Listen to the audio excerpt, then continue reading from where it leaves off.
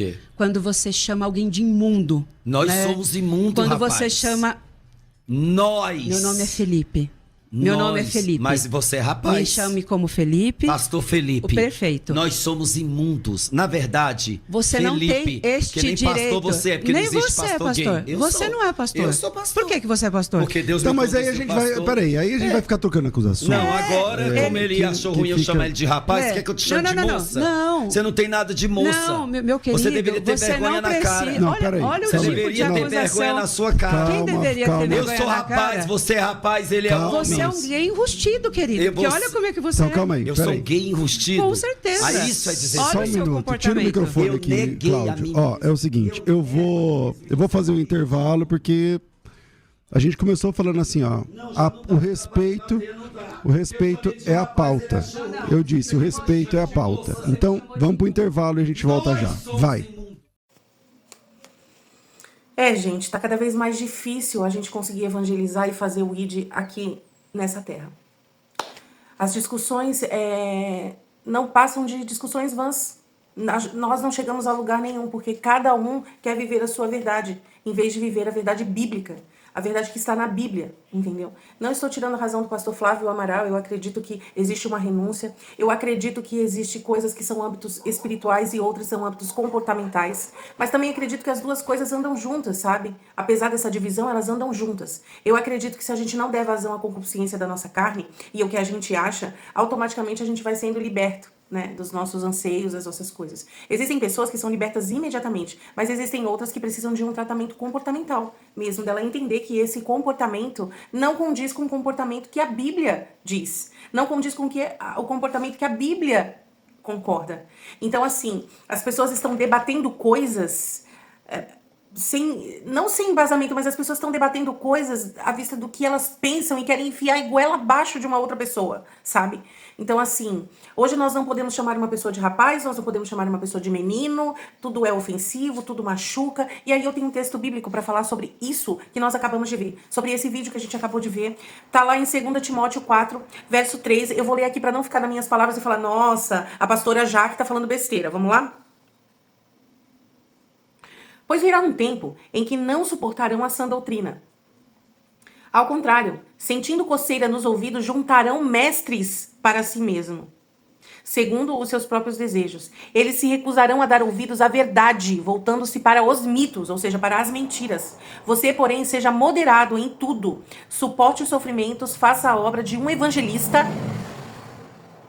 cumpra plenamente o seu ministério. Isso foi um conselho de Paulo para Timóteo, embasado em tudo que Timóteo estava vivendo. Queridos, vamos parar de fazer mestres para nós mesmos. Nós já temos um mestre, que é Jesus. Se seu pastor, ele não é bíblico, ele não fala das coisas bíblicas, não estuda a Bíblia, saia dessa igreja. Saia dessa igreja.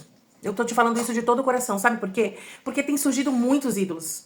Muitos ídolos. É profeta tal, é pastor tal, é não sei o que tal. Estão fazendo igreja segundo os seus deleites. Eu não concordo com a igreja tal, então vou fazer uma igreja para mim. Queridos, por favor, não é sobre isso. O evangelho não é sobre isso. O evangelho é poder de Deus. E o poder do Senhor, nas nossas vidas, os dons do Senhor manifestos nas nossas vidas, são segundo a Bíblia. Vamos parar, sabe? De fazer mestres, de fazer ídolos, de dar ibope a essas coisas horrorosas que têm aparecido por aqui. Eu não estou falando mal do debate, eu acho ele necessário. Mas se uma pessoa não tem preparo para fazer esse debate, ela não deve ir. Porque um debate ele não é para envergonhar o nome do Senhor. Principalmente um desse âmbito. Né, com o pastor César Cavalcante, que é maravilhoso, ele é bíblico, ele é coerente no que ele fala, conhecedor das escrituras. Não é sobre isso, gente. Não é sobre terminar um debate discutindo, um ofendendo o outro, sabe? Um chamando o outro de gay enrustido, porque sabe que vai ofender o outro, mesmo esse outro sendo gay, tendo uma vida homoafetiva. Queridos, parem, acordem, sejam como os bereanos. Analisem as escrituras, não saiam engolindo qualquer informação que vocês têm sobre tais coisas. Chega de dar ouvido a Satanás. É assim, mas eu nasci assim. Não, foi comprovado cientificamente que a gente não nasce assim. O Senhor não errou quando nos criou homem e quando nos criou mulher. Só um minuto. Eu vou indicar esse livro aqui para vocês, tá? Ideologia de Gênero.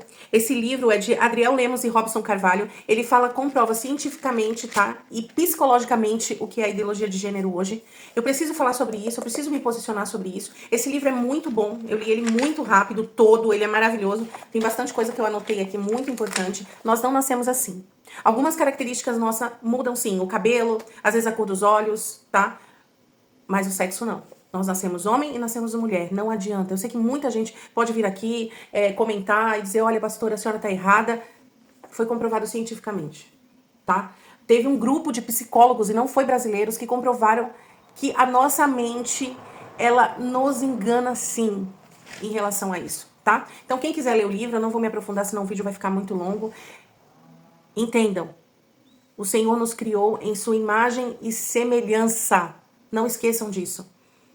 Existe o pecado que nos depravou, que nos trouxe a imundície do pecado, como o pastor Flávio mesmo bem disse, e não foi compreendido, e não foi deixado ele falar. Nós temos mesmo nossa mente pecaminosa. Nós depositamos em nós muita coisa, muita idolatria. Às vezes nós não idolatramos o outro, nós não idolatramos um santo, às vezes nós idolatramos a nós mesmos e o que nós queremos fazer.